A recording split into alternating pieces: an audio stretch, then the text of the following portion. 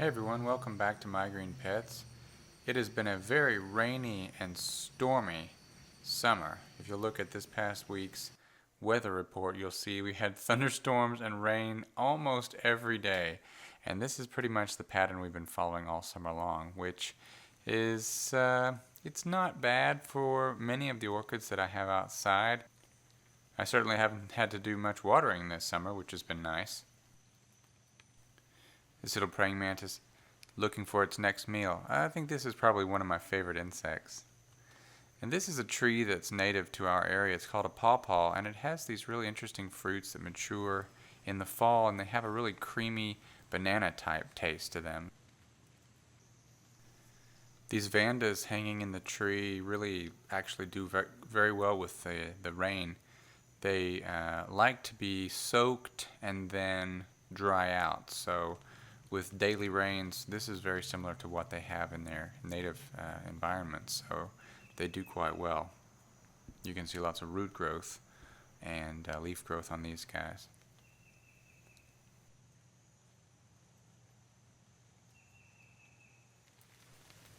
The rest of my orchids spend their summer outdoors under this shade cloth.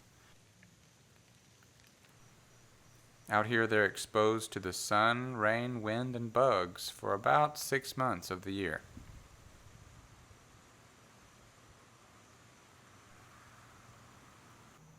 Catching a glimpse of the plants after a rain is really a nice time to see them, because the rain has a really nice way of making the plants look greener.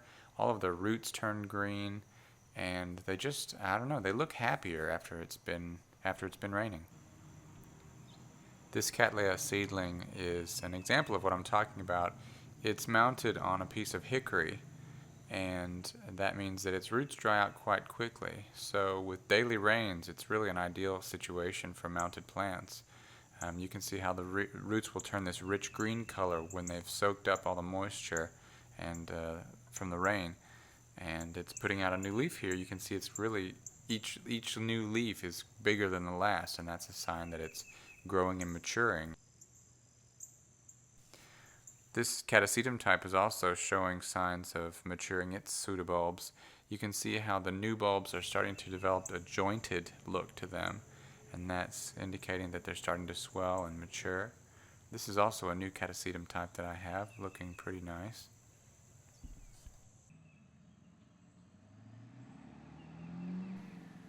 Something else that I've noticed this year, because of all the rain, my plants have got lots of moss growing on them. And I actually really like this. I think that the moss looks beautiful. It's a wonderful cover for the, bark and sphagnum that you have your orchids planted in. So I'm very happy to see that.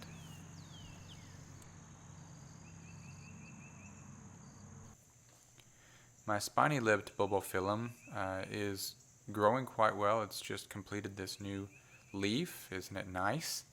And it's also working on another new leaf, but what I'd really like to see is a spike pushing out of one of these pseudobulbs. The Phalaenopsis are not going to be blooming for a while. They're kind of in their growth mode right now and really enjoying the heat and the moisture and putting out lots of roots as well. Some water does collect in the crowns of the plants. Most of them seem to be okay with it. They continue growing with no problems, but some of the weaker plants do have problems, and some of them begin to rot.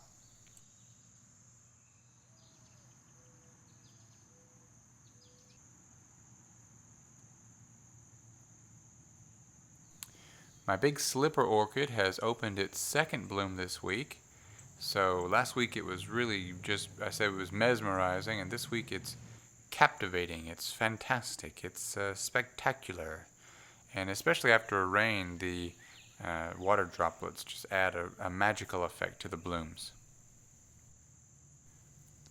You may remember this brassia from earlier in the spring when it bloomed.